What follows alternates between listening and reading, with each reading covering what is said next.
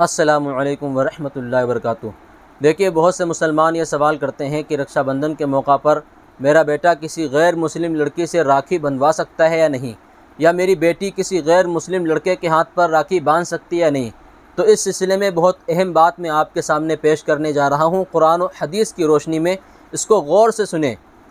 دیکھیے، وہ تقریبات اور وہ فنکشن جن کا تعلق ان کے مذہبی رسومات سے نہیں ہے، مثال کے طور پر ان کا لڑکا کسی اعلیٰ تعلیم میں پاس ہوا، یا ان کو کوئی ڈگری ملی، یا ان کو کوئی جاب ملی، تو آپ ایسے موقع پر اگر شریک ہو جاتے ہیں، اس میں خوشی کا اظہار کر لیتے ہیں تو کوئی حرج کی بات نہیں ہے، کوئی گناہ نہیں ہے۔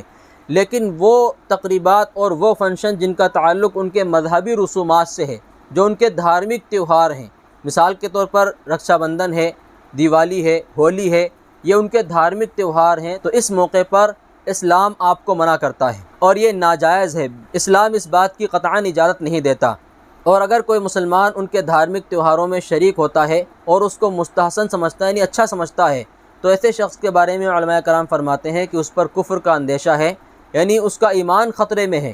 بہرحال اس سلسلے میں آپ کے سامنے دارالعلوم دیوبند کا ایک فتویٰ پیش کر رہا ہوں، آپ دیکھ سکتے ہیں، اسکرین پر مینشن کر رہا ہوں۔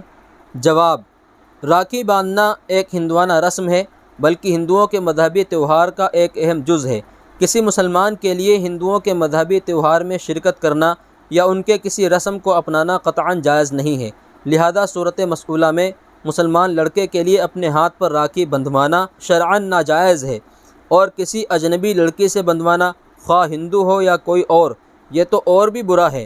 نیز اگر کوئی مسلمان ہندوؤں کے اس رسم کو بنظر استحسان دیکھتا ہے، یعنی اس کو اچھا سمجھتا ہے، تو اس پر کفر کا اندیشہ ہے، یعنی کافر تو نہیں کہا جائے گا، لیکن اس کا ایمان خطرے میں ضرور ہے۔ اس سلسلے میں دلیل بھی آپ کے سامنے پیش ہے۔ واللہ تعالی عالم۔ دارالافتاء دارالعلوم دیوبند۔ اس فتوے سے یہ بات صاف طور پر ظاہر ہوتی ہے کہ آپ ان کے مذہبی تہواروں میں شرکت نہیں کر سکتے، بالکل ناجائز ہے، کسی بھی طرح کی شرکت آپ کے لیے جائز نہیں ہے۔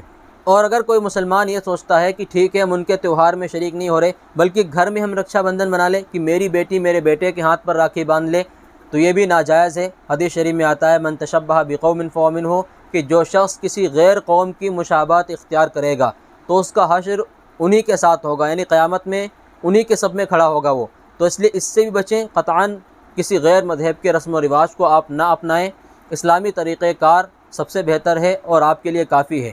اب میں آخر میں ایک بات کہہ کے اپنی بات مکمل کرتا ہوں کہ اگر غیر مسلم آپ کا پڑوسی ہے تو آپ حسن سلوک کریں، اس کے ساتھ اچھا سلوک کریں۔